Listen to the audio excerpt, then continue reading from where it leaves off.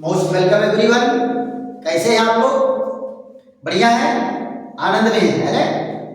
और आशा है कि केमिस्ट्री पढ़ने में मजा भी आ रहा है ना? चलो, आज फिर हम लोग बेटा बेहतरीन वीडियो के साथ मिल रहे हैं। आज का टॉपिक आपको दिख रहा होगा। लिपिड वाले चैप्टर में क्या पढ़ना है? भौतिक गुण पढ़ना है, फिजिकल प्रॉपर्टी पढ़ना है, केमिकल प्रॉपर्टी पढ़ना है। भौतिक गुण और रासायनिक गुण दोनों पर हमारी आपकी चर्चा होगी। उसके बाद अगले वीडियो में स्टेरॉयड हार्मोन्स पर चर्चा करेंगे। क्लियर? और 5 वीडियो में ये लिपिड वाला चैप्टर आपका फिनिश है ना? खूब जम के तैयारी करिए और 90% से ऊपर नंबर ले आइए। चलिए, भौतिक गुण में पहला पॉइंट क्या है बेटा? यहां पर देखो, पहले पॉइंट में तेल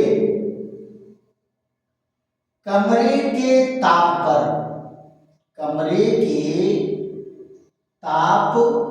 पर द्रव और वसा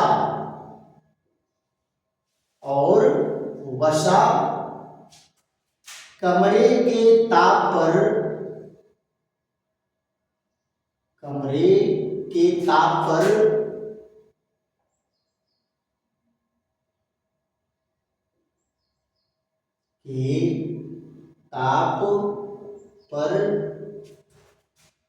ठोस या अर्धठोस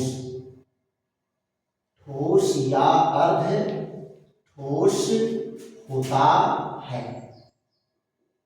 ठोस या अर्धठोस होता है। क्या कहे बेटा?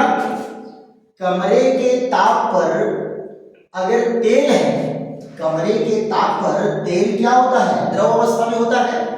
और वसा कमरे के ताप पर क्या होता है? ठोस या अर्धठोस अवस्था में होता है। राइट? दूसरे पॉइंट में क्या कहा गया? तेल और वसा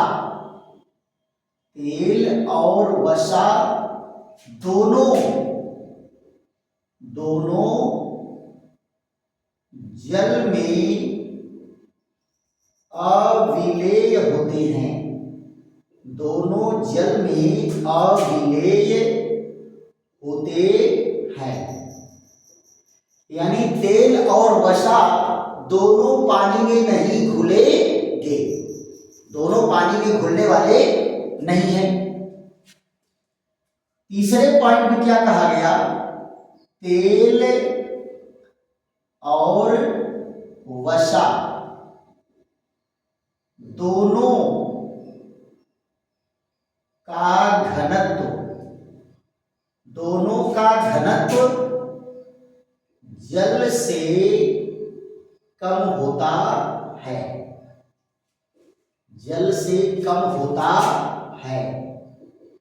अतः जल से हल्के होते हैं।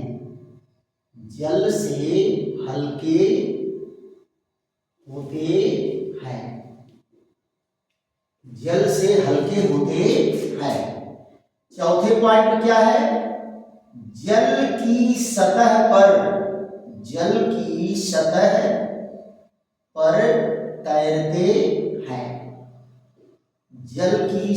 पर तैरते हैं। अगर देखो बेटा क्या है? जो हल्का होगा, द्रव में जो हल्का होता है वो ऊपर होता है और जो भारी होता है वो नीचे होता है। तो तेल और वसा पानी से क्या होते हैं? हल्के होते हैं। पानी से इनका घनत्व क्या होता है? कम होता है। तो ये जल की सतह पर, पानी की सतह पर तैरते हैं। क्लियर? ये इनका क्या है? भौतिक गुण है। अब चर्चा आती है किस पर? रासायनिक गुण पर। किस पर चर्चा करेंगे? रासायनिक गुण, केमिकल प्रॉपर्टी। रासायनिक गुण को क्या कहेंगे? Chemical property.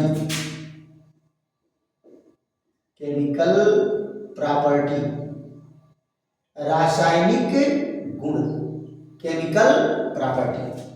रासायनिक गुण में बेटा पहला क्या हम लोगों को पढ़ना है? पहला पढ़ना है अम्लीय जल अपघटन। अम्लीय जल अपघटन,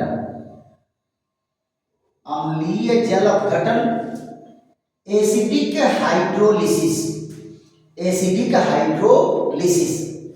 तो आप यहां जरा देखो, जब अम्लीय जल अपघटन कराएंगे तो या तो डाइल्यूट H2SO4 से कराएंगे या तो डाइल्यूट HCl से कराएंगे, है ना। दोनों कंडीशन में अगर डाइल्यूट सॉल्यूशन है तो जाहिर सी बात है पानी ज्यादा मात्रा में होगा, और पानी अगर अधिक मात्रा में है तो जल से इसका अपघटन आसानी से हो जाएगा। तो जरा देखो इनको हम कैसे वो करते हैं।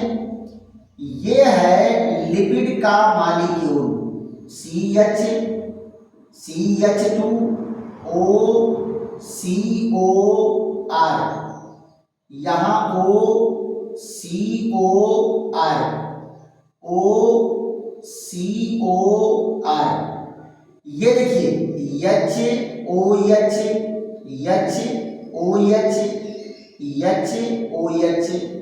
चार अणु पानी है, किससे जल अपघटन करा रहे हैं? डाइल्यूट H2SO4 या डाइल्यूट HCl। तो आप यहां जरा देखो, ये इनसे क्रिया करके क्या किया? इनका जल अपघटन करा रहा है, और तीन अणु पानी से इसका जल अपघटन हुआ तो क्या बना? CH2OH, CHOH और CH2OH, क्या बन के तैयार हो गया? ग्लिसरीन। क्या बन के तैयार हो गया? ग्लिसरीन। और ये क्या बना बेटा? तीन अणु बना RCOOH। ये क्या है? फैटी एसिड है। क्या है? Fatty acid. और ये क्या है? ग्लिसरीन है। और ये क्या बन के तैयार हुआ? हिंदी में क्या कहेंगे?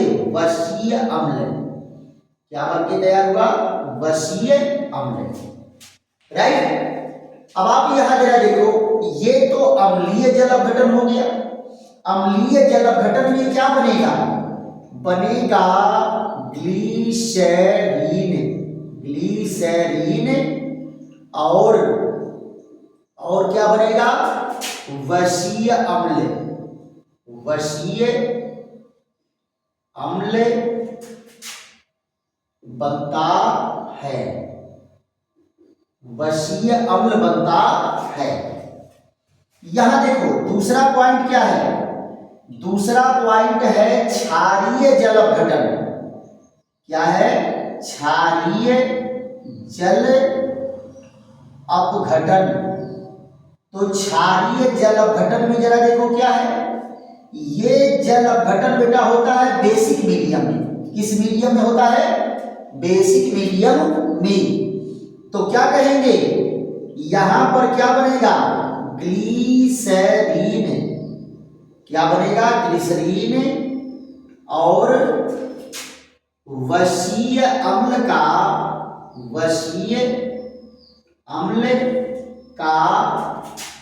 सोडियम। वसीय अम्ल का सोडियम या पोटेशियम। सोडियम या पोटेशियम लवण बनता है। सोडियम या पोटेशियम लवण को ही क्या कहते हैं बेटा? साबुन कहते हैं। क्या कहते हैं? साबुन। और इस क्रिया को क्या कहेंगे? साबुनीकरण। इस क्रिया को क्या कहेंगे? साबुनीकरण यानी सोपानिफिकेशन।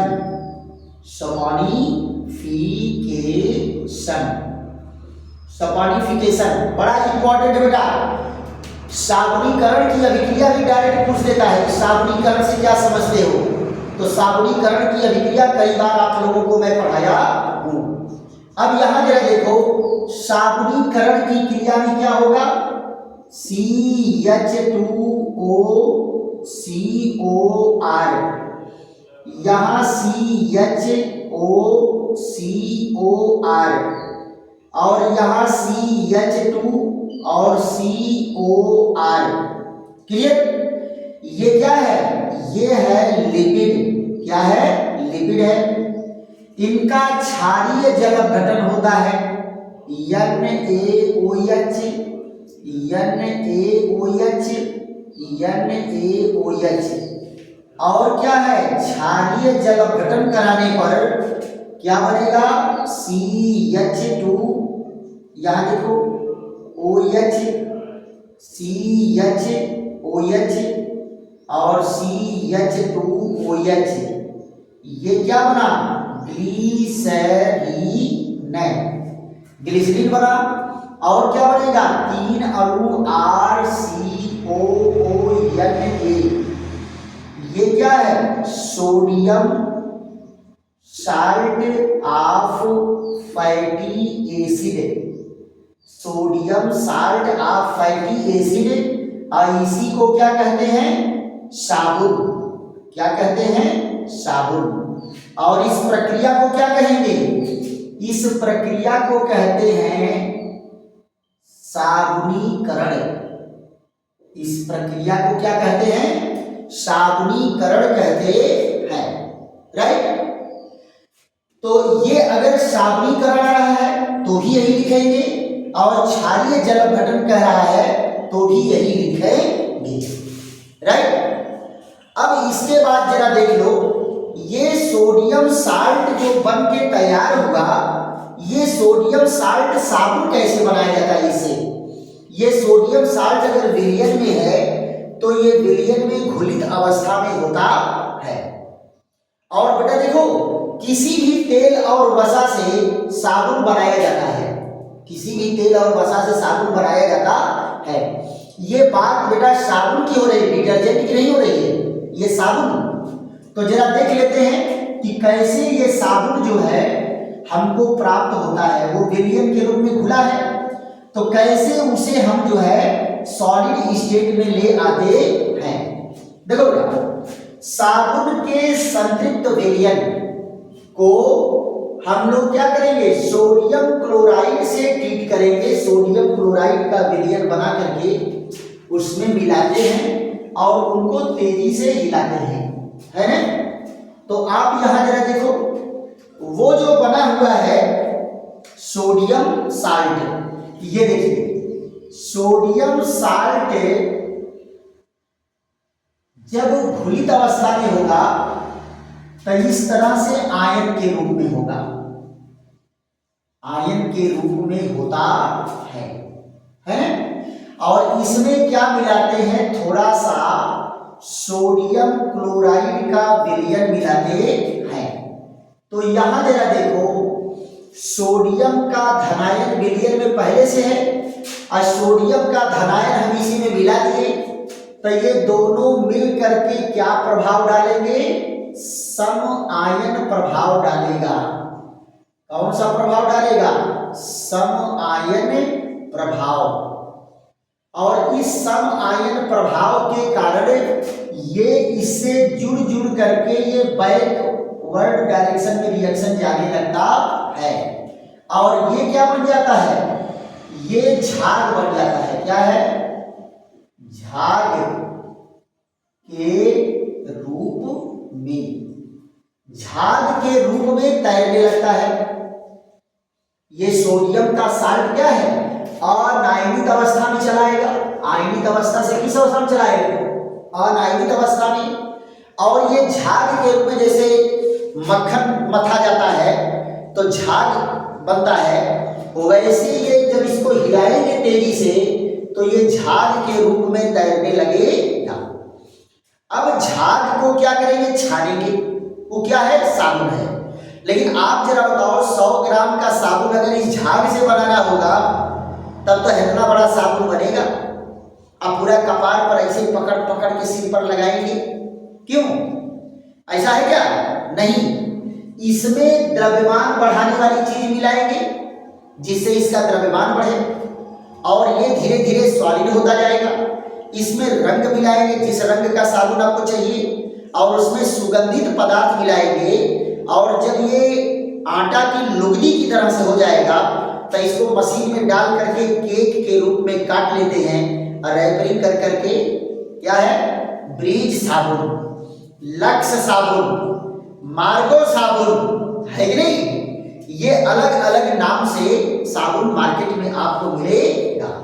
तो ये दोनों प्रोसेस में जब साबुनीकरण की क्रिया लिखेंगे तो इसको भी लिखेंगे और इसके नीचे इसको लिख लेंगे, इसके नीचे इसको लिख लेंगे तो आपका साबुनीकरण एक जो अलग से क्वेश्चन है साबुनीकरण पर टिप्पणी लिखिए वो आपका पूरा हो जाएगा। चलिए इसके बाद बेटा क्या है, लाइपेज एंजाइम से क्रिया, किससे क्रिया, लाइपेज एंजाइम, तीसरा रिएक्शन लाइपेज एंजाइम से क्रिया या की क्रिया, इस पर क्या क्रिया होगी इसकी, लाइपेज एंजाइम की। तो लाइपेज एंजाइम से कहां से बेटा लाइपेज एंजाइम निकलता है, लाइपेज एंजाइम निकलता है अग्न्याशय से, कहां से निकलता है, अग्न्याशय से, और कहां से निकलता है, छोटी आंत से, छोटी आंत से ये निकलते हैं एंजाइम। और ये क्या करेंगे, इनका जब पाचन करेंगे तो पाचन करने में क्या बनता है, ग्लीसरीन, और क्या बनेगा, और बनता है फैटी एसिड, और कौन बनेगा, डाइग्लिसराइड, डाइग्लिसराइड, और क्या बनेगा, मोनोग्लिसराइड, मोनोग्लिसराइड बनेगा। और बेटा इसी रूप में हमारी आंत में अवशोषित कर लिया जाता है, छोटी आंत में इसी रूप में अवशोषित होता है।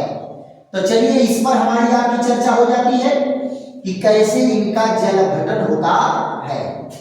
देखो बेटा सेम टाइम, कहीं कोई बहुत ज्यादा टेंशन नहीं लेना है। यहां देखो ये क्या है, लिपिड का मॉलिक्यूल है, लिपिड का मॉलिक्यूल है CHOCOR CH2OCOR, यहां पर जरा देखिए 3H2O, और एंजाइम कौन सा है, लाइपेज एंजाइम की प्रेजेंस में।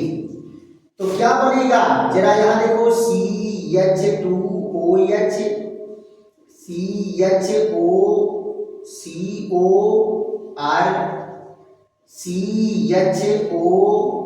CHOCOR, यहां देखिए CH2OH और CHOH CH2OCOR, यहां देखिए CH2OH CHOH CH2OH, और क्या बनेगा RCOOH।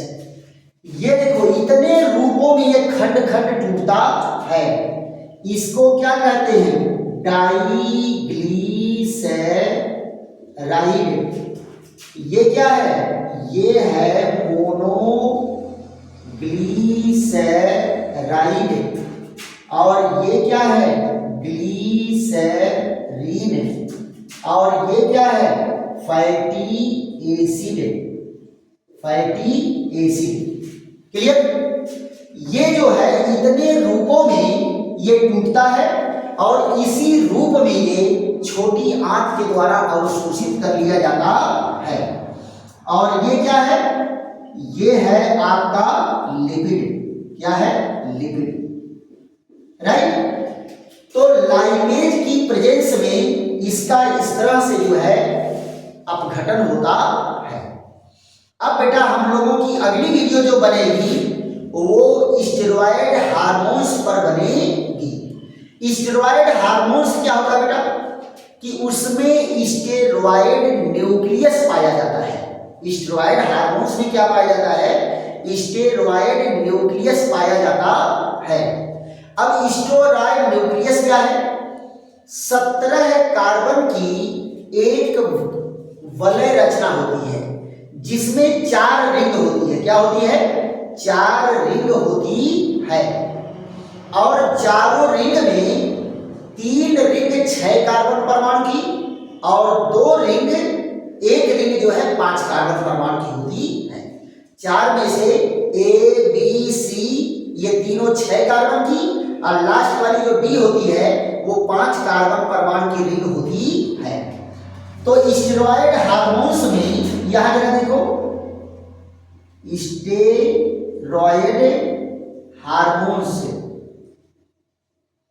स्टेरॉयड हार्मोन्स में स्टेरॉयड न्यूक्लियस की बात हम लोग जान लेते हैं और उसके बाद हार्मोन्स पर चर्चा हम लोग करेंगे। स्टेरॉयड न्यूक्लियस, स्टेरॉयड न्यूक्लियस ये आता है। स्टेरॉयड न्यूक्लियस में इस तरह से देखो बेटा रचना होती है। ये 6 कार्बन की रिंग रचना, एक दूसरी ये भी रिंग जो है कितने की है? 6 कार्बन की रिंग रचना है। और फिर यहां जरा देखो ये तीसरी रिंग रचना है 6 कार्बन की और ये चौथी रिंग रचना जो है ये 5 कार्बन की होती है। कितने की होती है? 5 कार्बन की होती है। ये यहां देखो ये ए है, ये बी है, ये सी है और ये डी है। जरा इनके कार्बन परमाणुओं की संख्या जरा देख लो तो, और यही न्यूक्लियस पाए जाते हैं किसमें? स्टेरॉयड हार्मोन्स में पाए जाते हैं। ये रहेगा ही रहेगा, बाकी जो है इसमें थोड़ा बहुत इधर उधर ग्रुप जुड़ते जाते हैं और वो अलग अलग कंपाउंड बनते जाते हैं। तो यहां देखो नंबरिंग इसका 1 2 3 4 5 6 7 8 9 10 11 12 13 14 यहां 15 16 और 17। प्रत्येक कोण पर एक कार्बन परमाणु है, प्रत्येक कोण पर एक कार्बन परमाणु है। और यहां जरा देखो प्रत्येक कोण पर एक कार्बन है और 2 हाइड्रोजन है। एक कार्बन और 2 हाइड्रोजन। देखो क्या ऐसे ये एंगल बना है ना, तो यहां पर क्या है? CH2 है, लेकिन बार बार लिखा नहीं जाता। और जो ये वाले कार्बन है जो रिंग को जोड़े हुए हैं इस पर एक एक हाइड्रोजन होगा। इस पर एक हाइड्रोजन, इस पर एक हाइड्रोजन, इस पर एक हाइड्रोजन, इस पर एक हाइड्रोजन, इस पर एक हाइड्रोजन, इस पर एक हाइड्रोजन। बाकी 1 2 3 4 5 6 कार्बन पर एक हाइड्रोजन। अब बाकी सब पर जो है 2 हाइड्रोजन रहेंगे। तो इस रचना को क्या कहते हैं? स्टेरॉयड न्यूक्लियस कहते हैं और स्टेरॉयड हार्मोन्स में ये पाया ही जाता है। तो आशा है कि आप लोगों को वीडियो ये समझ में आया होगा। और अगर बेटा वीडियो समझ में आ रहा है तो खूब इसको 2 बार 3 बार देखो और उसके बाद नोट तैयार करो और नोट तैयार करके जो है बोर्ड की तैयारी करो, है ना? और खूब लाइक करो, शेयर करो, सब्सक्राइब करो और दोस्तों मित्रों को भी बताओ कि चलो झूम के पढ़ते हैं। कहाँ? किस चैनल का नाम है? राधेश्याम केमिस्ट्री वाले। राधेश्याम केमिस्ट्री वाले को खूब जम करके हम लोग पढ़ते हैं। चलिए ऐसे ही फिर बेहतरीन वीडियो के साथ हमारी आपकी मुलाकात होगी। तब तक के लिए विश्राम। थैंक यू, धन्यवाद।